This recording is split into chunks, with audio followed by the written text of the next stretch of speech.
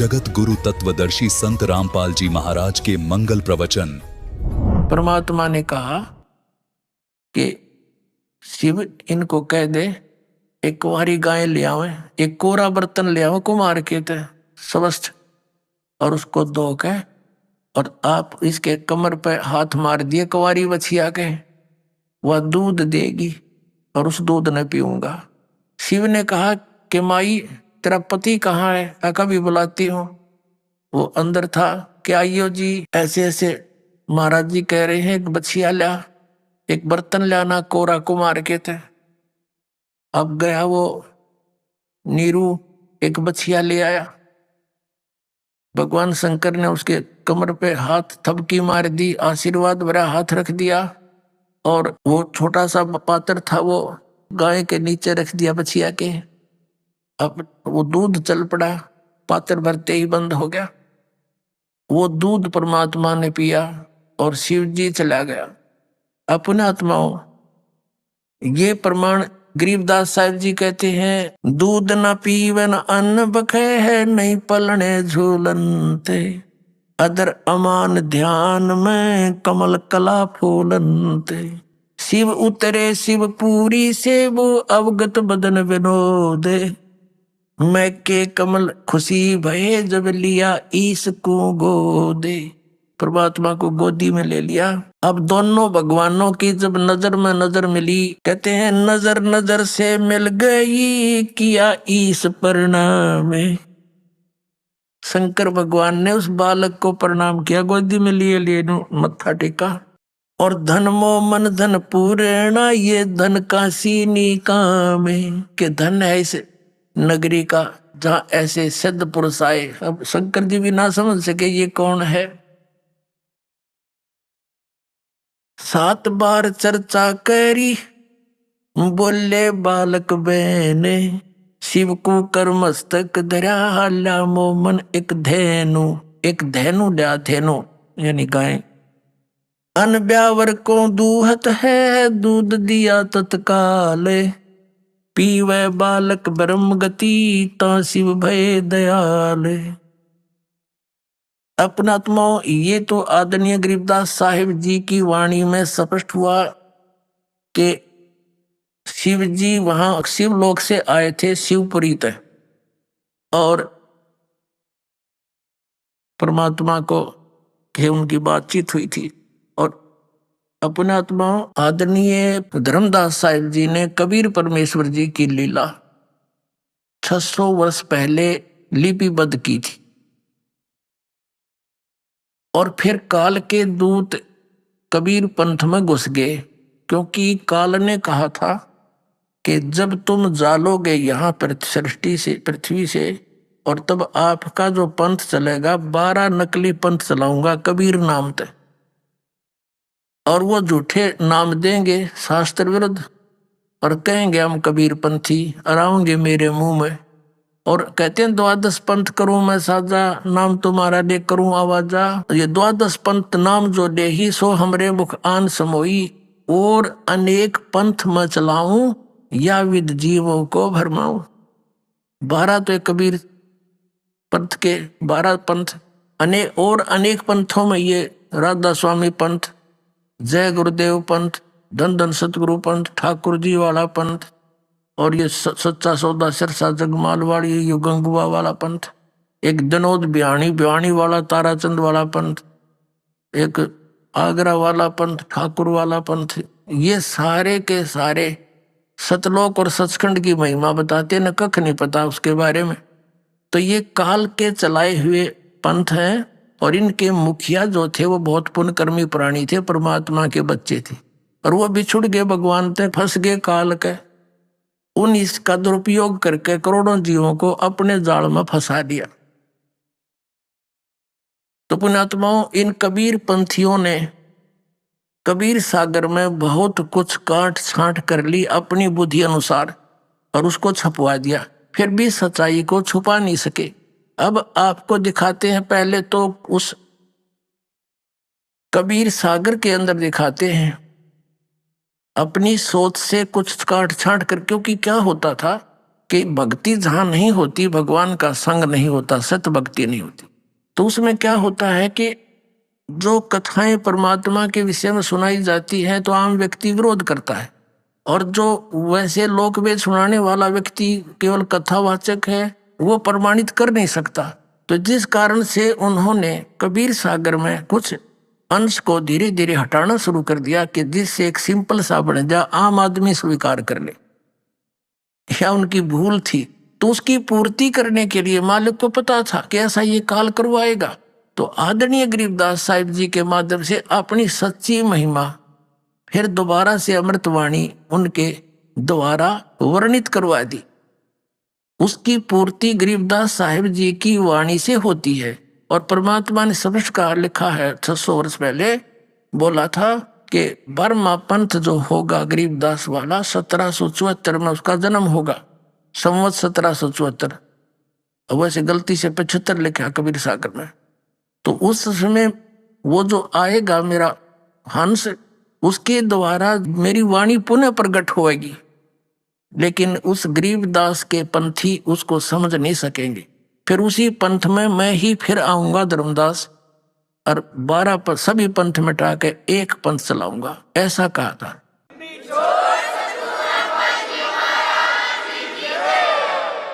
परमात्मा स्वयं नहीं आए, दास को भेज दिया। पुण्यात्माओं, हो सकता दास की अर्जी सुन ली हो मालिक ने कि दाता आपको बहुत परेशान करते हैं आपके बच्चे, उस काल से प्रेरित होकर के इस दास को हो सकता स्वीकार करके इसलिए भेज दिया। तो आपको दिखाते हैं कबीर सागर के अंदर, और फिर दिखाएंगे वेदों में, और परमात्मा की वो वाणी फिर से तो सिद्ध हो जाएगी। वेद मेरा भेद है, मैं ना मिलूं वेदन के माही, अर्जुन वेद से मैं मिलूं वो वेद जानते नहीं। देखिएगा कबीर सागर, ये कबीर सागर संपूर्ण 11 भाग, ये देखिएगा श्री खेमरा श्री कृष्ण दास प्रकाशन मुंबई, यहां देखिएगा।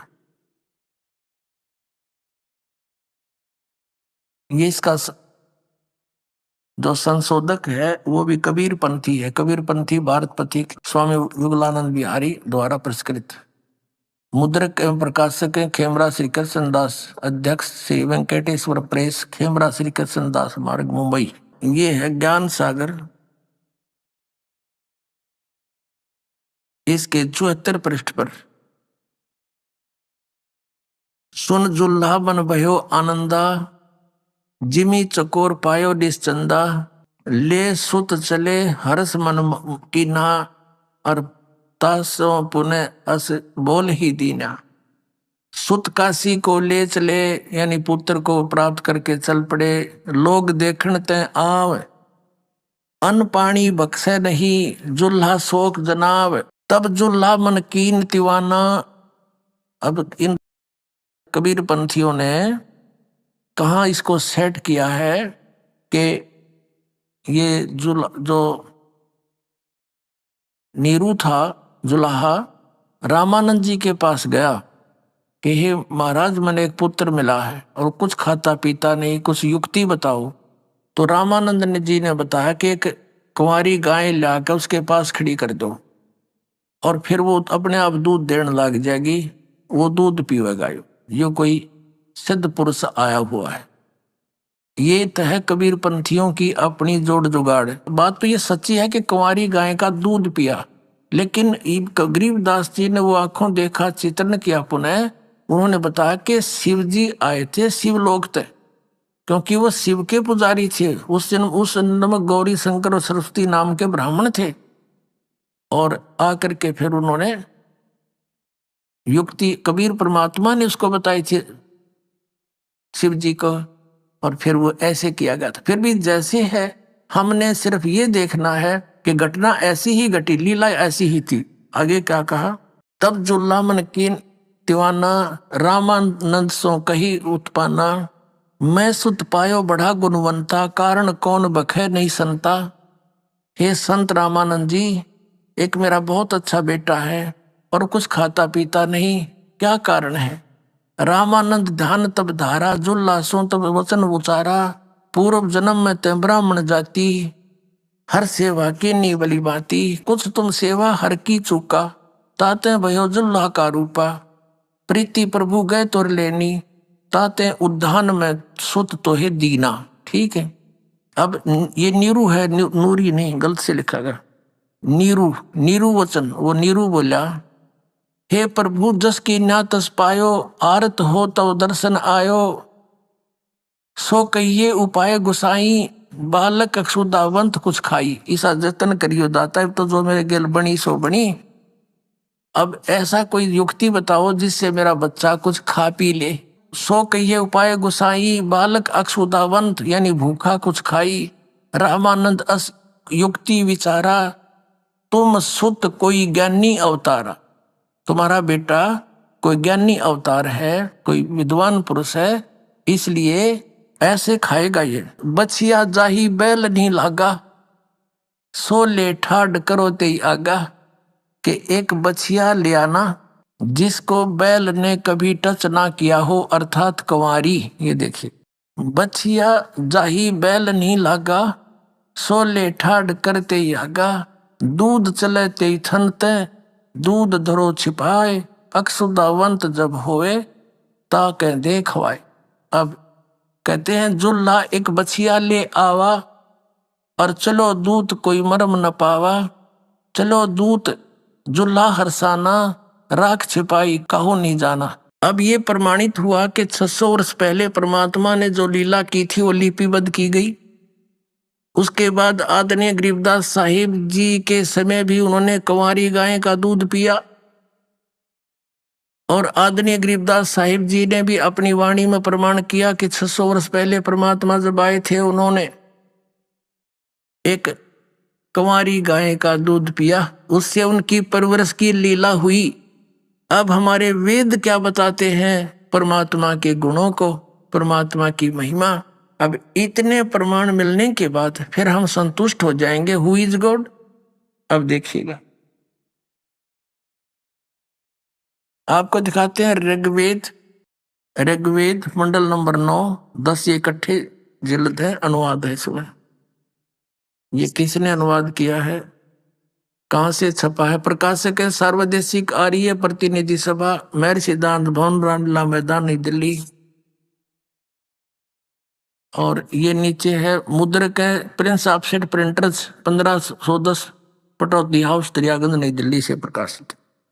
अपनात्माओं यहां से हम शुरू करेंगे। ऋग्वेद मंडल नंबर 9 और सूक्त नंबर 1, ये देखिएगा, प्रारंभ से लेंगे हम यहां से। ऋग्वेद मंडल नंबर 9 सूक्त नंबर 1 का मंत्र नंबर 1 में ये देखना, यहाँ हे परमात्मन यानी परमात्मा की महिमा चल रही है। फिर ऋग्वेद नंबर मंडल नंबर 9 और सूक्त नंबर 1 का मंत्र नंबर 2 में हे परमात्मन आप, है ना परमात्मा के विषय में। और 3 नंबर मंत्र में हे परमात्मन, 4 नंबर मंत्र में हे परमात्मन, 5 नंबर मंत्र में हे परमात्मन, और 6 नंबर में ऋग्वेद मंडल नंबर 9 सूक्त 1 मंत्र 6 में हे परमात्मन, यानी परमात्मा की महिमा वेद में वर्णित की जा रही है। अब इन आर्य समाजियों के दानंद के चेला के याद आ गई दानंद की थूरी के दानंद जी, महर्षि दानंद तो निराकार बताओ भगवान को, आगे साकार लिखा है इसमें तो वहां पैतरा बदल गई है, वहां भगवान लिखना बंद कर दिया, पुरुष लिखना शुरू कर दिया। अब पुरुष माने दानंद खुद का भगवान पूर्ण परमात्मा होता है, ये भी कंसेप्ट क्लियर करेंगे पहले। अब परमात्मा कहते हैं नौमन सूत उलझिया, ऋषि रहे जख मारे, सतगुरु ऐसा सुलझा दे, उलझन दूजी बारे। इन नकलियों ने इस आध्यात्मिक मार्ग के, इस अध्यात्म ज्ञान के नौमन सूत को उलझाकर डाल दिया। सूत एक कच्चे धागा होता था जिससे कपड़ा बुना करते थे जुलाहे। तो परमात्मा को पता था वो जुलाहों को ज्ञान होता था 1 किलो सूत अगर उलझ जाता 1 हफ्ता खा लेता उनका। वो तोड़ नहीं सकते, टूट जाता, गांठ लग गए, गांठ लग गई तो कपड़ा अच्छा बना नहीं, धनी पैसा दे नहीं, उसकी दाढ़ी कटे, तो सारा दिन धीरे धीरे सुलझाया करते। परमात्मा कहते हैं वो 1 किलो सूत इतना दुखी कर देता है, और इन अज्ञानियों ने तो 9 मन सूत उलझा के घेर दिया, यो अध्यात्म मार्ग का। लेकिन कहते हैं सतगुरु ऐसा सुलझा दे, 9 मन सूत उलझिया ऋषि रहे जखमार, और सतगुरु ईसा सुलझा दे, उलझे ना दूसरी बार। अब ईसा सुलझा देंगे इसको दास, उस परमात्मा का दिए हुए ज्ञान को। इस कलयुग में तो उलझेगा नहीं वो ज्ञान, फिर भक्ति कोई करियो चाहे ना करियो।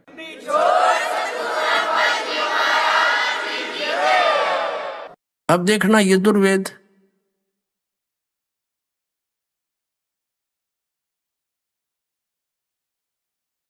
ये वही प्रकाशक है, सर्वदेशी कार्य प्रतिनिधि सभा 2/5 महर्षि दानंद रामडा मैदान नई दिल्ली से। ये महर्षि दानंद सरस्वती द्वारा इसका अनुवाद है, और ये यहाँ से प्रकाशित है, Prince offset printers 1510 Pataudi house Daryaganj नई दिल्ली से। अब इसके यजुर्वेद के अंतिम मंत्र को देखते हैं, अंतिम मंत्र अंतिम अध्याय का, ये देखिएगा। अब ये गीत, इस वेद ज्ञान भी ब्रह्म दे रहा है, ब्रह्म ये है यजुर्वेद भाषा भाष्य 44वां अध्याय 40वां अध्याय। हम 15 मंत्र दिखाते हैं आपको। ये वेद ज्ञान दाता अपना भी बता रहा है कि मेरा तो ओम नाम है, ओम करतो समर किलबे समर करतुम समर। फिर यहाँ बताया है 16वें मंत्र में कि उस परमात्मा के अग्नि ने सुपथा राय, यानी सुपथा माने सच्चे भक्ति मार्ग से परमात्मा की, अग्नि माने परमात्मा की सही भक्ति से उस परमात्मा की प्राप्ति होती है, और मेरा यो ओम मंत्र है, इसने अपना बता दिया। तो यहाँ 70वें श्लोक में दोनों का कंसेप्ट क्लियर किया इसने, अपना भी और उस पूर्ण परमात्मा का। देखना ये 44वां अध्याय और मंत्र नंबर ये 17, इसमें ये पुरुष शब्द है, पुरुष, और इसने अनुवाद किया महर्षि दानंद ने। हे मनुष्यों, जिस ज्योत स्वरूप रक्षक मुझसे, ज्योत स्वरूपी यु काल है, ब्रह्म है, ज्योत निरंजन जिसको कहते हैं, ये वेद ज्ञान दे रहा है, बोल रहा है। अविनाशी यथार्थ कारण के आच्छादित मुख के तुल्य अंग का प्रकाश किया जाता है, और जो वह प्राण व सूर्य मंडल में पूर्ण परमात्मा है, पुरुष माने पूर्ण परमात्मा है।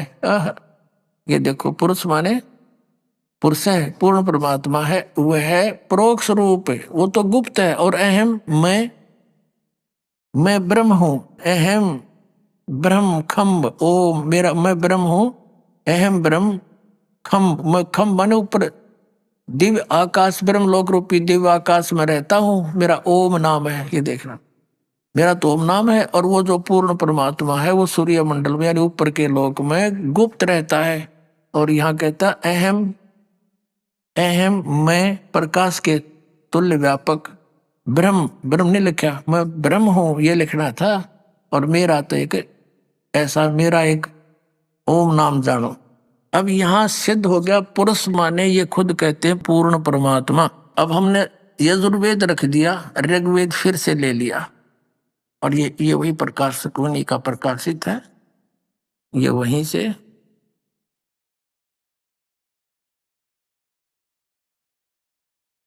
अब इसके हम यहाँ तक आगे थे, पढ़ते पढ़ते यहाँ तक तो उन्होंने ऋग्वेद मंडल नंबर 9 सूक्त 1 के हम 6 तक आगे थे।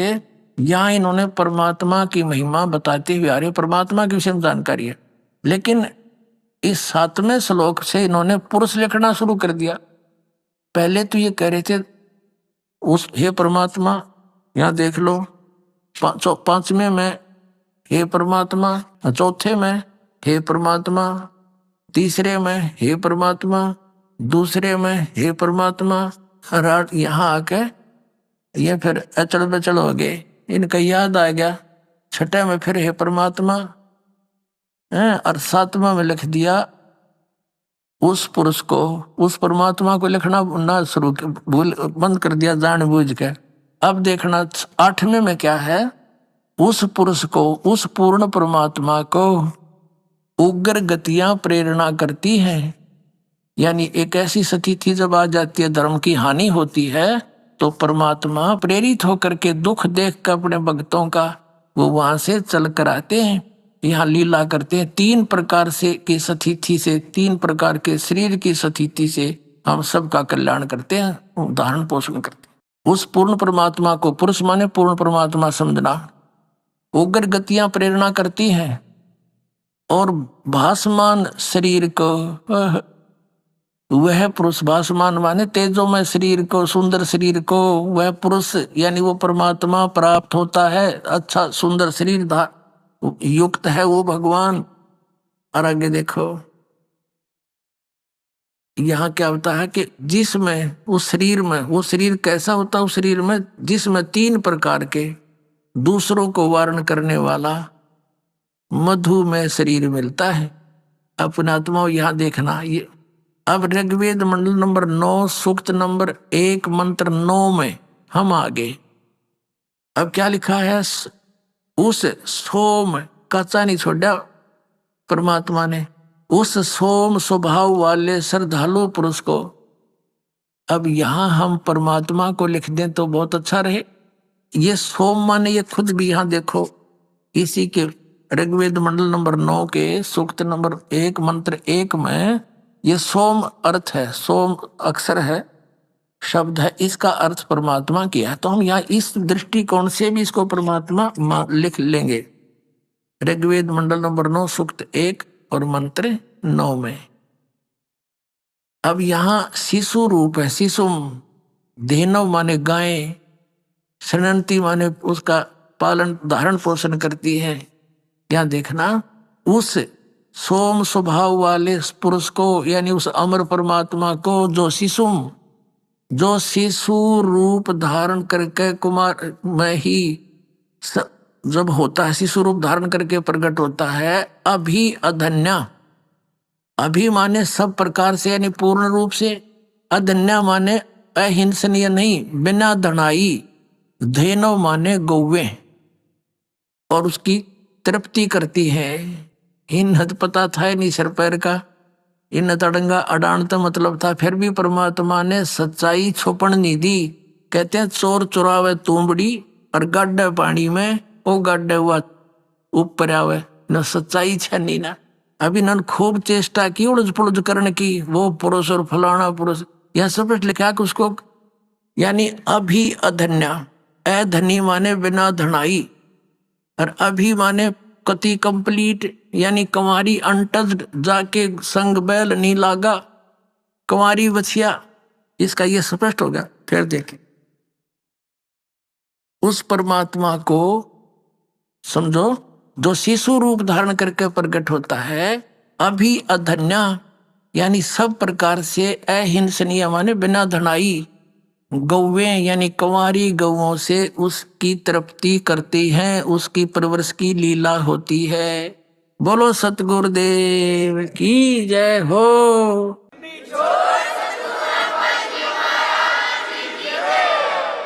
अपनात्माओं एक बार देखो आपके ऊपर मालिक की कितनी रजा है। बहुत गर्मी थी, बच्चों का दुख भगवान से कहते देखा नहीं जाता, और कितना बढ़िया मौसम कर दिया कि मेरे बच्चे मेरे ज्ञान को सुनेंगे, इनकी आत्मा प्रफुल्लित होगी, इनकी भूल मिटेगी। एक बार गोरखनाथ और कबीर परमेश्वर की चर्चा होगी। गोरखनाथ जी पुण्यात्माओं, ये जो सिद्ध पुरुष हैं, जो जिनको हम मोक्ष प्राप्त मानते हैं, ये मोक्ष प्राप्त नहीं है, इनको इन 4 मुक्तियों में से एक प्राप्त हो जाती है। और कुछ एक ऐसे होते हैं कि वो पितरलोक में विराजमान है, वहां से जब चाहे यहाँ आ जाते हैं, अन्य रूप बनाकर कोई पहचान नहीं सकता। एक बार स्वामी रामानंद जी का बहुत बड़ा बोलबाला था और वैष्णव परंपरा के वो प्रचारक थे। विष्णु जी का प्रचार घना हो गया तो ये नाथों को चिंता होगी जो शिव जी के उपासक है तमोगुण के, तो ये गोरखनाथ भी शिव जी का उपासक था। तो इसने आकर के रामानंद जी के साथ गोष्ठी करने की ठान ली। अब उनको ये नहीं मालूम था ये गोरखनाथ जी है, एक सिद्ध हैं बहुत बड़े आए हैं, रामानंद जी से चर्चा करेंगे। रामानंद जी घबरा गए कि इन सिद्धों के पास जंतर मंत्र सिद्धियां होती हैं और ये सिद्धि दिखा देगा, सब फिर मुझे फेल कर देगा, लोग ताड़ी बजा देंगे, पहले बात गई काम थे। तो चिंतित हो गए। यहाँ थोड़ा सा एक लिंक बताते हैं कि परमात्मा किसी माँ से जन्म नहीं लिया, इससे एक लिंक है, थोड़ा सा सत्संग करते। तो उसने परमात्मा ने कहा, कबीर जी जो है, कबीर परमेश्वर जी रामानंद जी के एक परंपरा बनाए रखने के लिए शिष्य बने थे, लेकिन इसलिए कि काल के दूतों का दाव ना लग जाए, नो ना क्या करेंगे, कबीर जी ने कौन से गुरु बनाए थे, इसलिए रामानंद जी से कहा था मेरे गुरु बने रहना या मर्यादा बनी रहेगी। जब चिंतित देखा रामानंद जी को, परमात्मा ने कहा कि महाराज जी क्या बात होगी कि ऐसी समस्या आ गई। परमात्मा बोले चलो देखते हैं, जो होगा देखी जाएगी, अब जाना पड़ेगा। तो रामानंद जी ने को जब ये हौसला मिला, वो जान गया कि कुछ ना हो, जब इस परमात्मा ने ये कह दिया। तो वहां जाकर देखा गोरखनाथ जी का आसन अलग, रामानंद जी का अलग। कबीर जी रामानंद जी के चरणों में एक सुयोग्य शिष्य के समान नीचे धूल में बैठ गए जमीन पर, छोटी सी उम्र के बालक 5, 7, 10 वर्ष के। अब गोरखनाथ जी ने कहा कि रामानंद चर्चा कर मेरे साथ। छोटे से बालक वैष्णु साधुओं जैसा रूप बना रहे थे, सारे उसी तरह तलक बलक ला के कंठी कुंठी पहन के, करीब कबीर साहब 10 वर्ष के बालक। और कहा कि गोरखनाथ पहले मेरे से चर्चा कर, मेरे गुरुजी को पीछे बात करना, बोल तेरा क्या प्रश्न है। गोरखनाथ जी ने कहा कि अरे कबीर तू कल का बालक और गोष्ठी गोरखनाथ से करेगा, तेरी क्या उम्र है। तब परमात्मा कहने लगे, नाथ जी अगर मेरी उम्र सुनना चाहता सुन ले, सुनाता हूं। परमात्मा ने कहा कि अरबों तो तेरे ब्रह्मा मर गए, 49 करोड़ कन्हैया और 7 करोड़ तेरे शंभू मर गए, मेरी एक नहीं पलैया।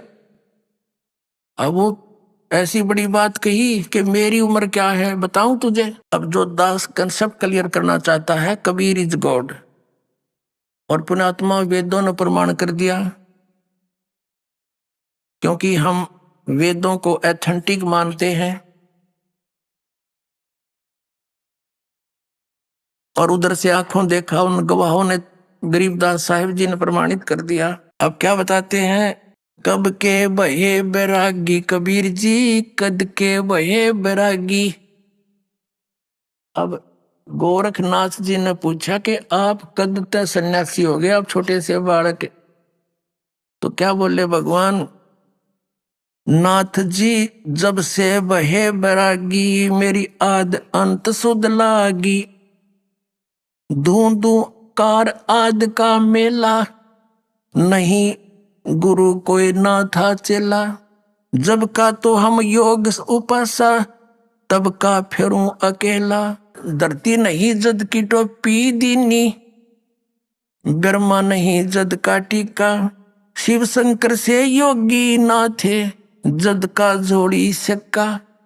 अब पूरी वेशभूषा जो वैष्णु साधु बनाया करते थे, वो सारे साजबाज करके ले जा रहे थे, फावड़ी फूड़ी सब कुछ, टिक्का टक्का बिंदी तलक बना के।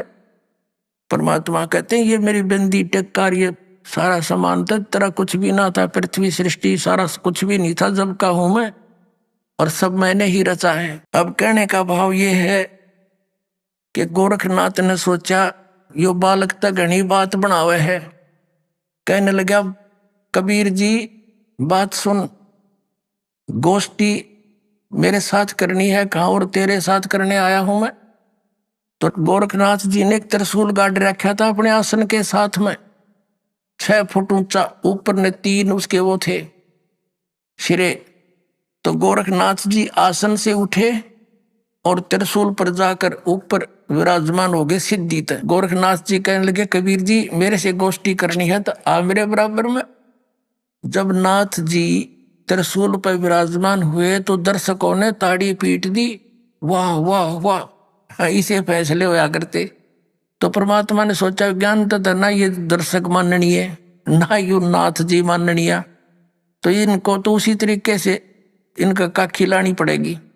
अब परमात्मा क्या था, जैसे कपड़ा बुनने में सहयोग दिया करते अपने माता पिता, मुंह बोले माता पिता की, तो एक धागे की कुकड़ी बोले हमारे यहाँ जब चरखे के ऊपर काटा करते थे, वह धागे की रील कच्चे सूत की वह जेब में डाल रहे थे। वो तो अंतर्यामी थे, वो के बकवाद करेगा कितनी कर सकता है।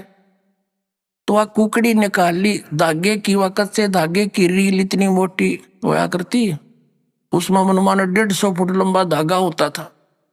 उस कुकड़ी का यानी उस रील का धागे का एंड पकड़ लिया और उस बाकी को ऐसे घुमा दिया, वो अनबंडल होती चली गई, उधड़ गई पूरी, खुल गई और सीधी स्ट्रेट वो धागा खड़ा हो गया। परमात्मा वहां से उठे और 150 फुट ऊपर जाकर के धागे के एंड पर विराजमान हो गए कबीर जी।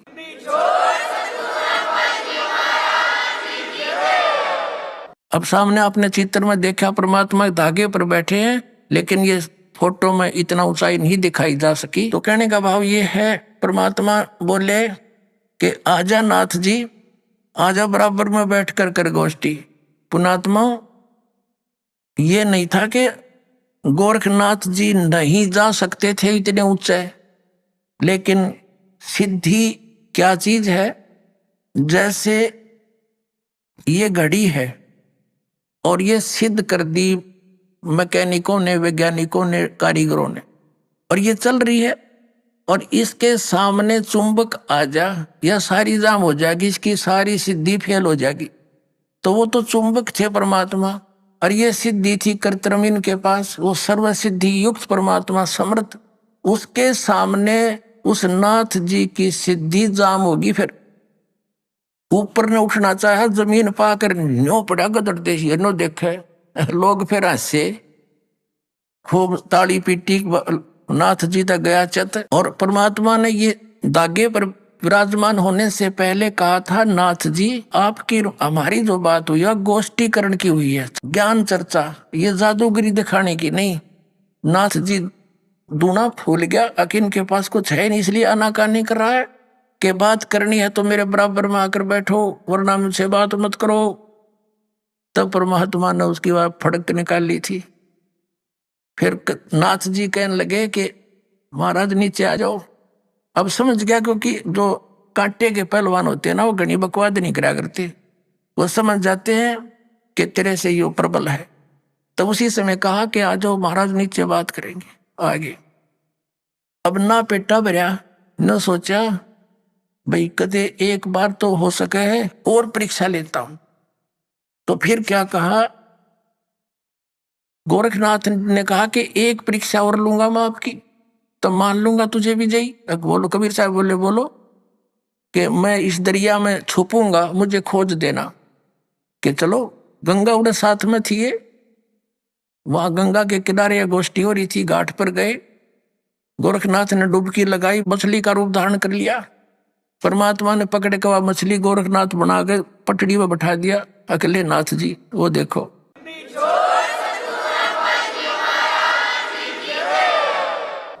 नाथ जी बिग्गी बिल्ली होकर बैठ गया। तब गोरखनाथ ने पूछा, हे परमात्मा आप कौन हो, कहां से आए हो? तब मालिक बताने लगे, अवधू अवगत से चल आए, मेरा कोई भेद मरम ना पाया।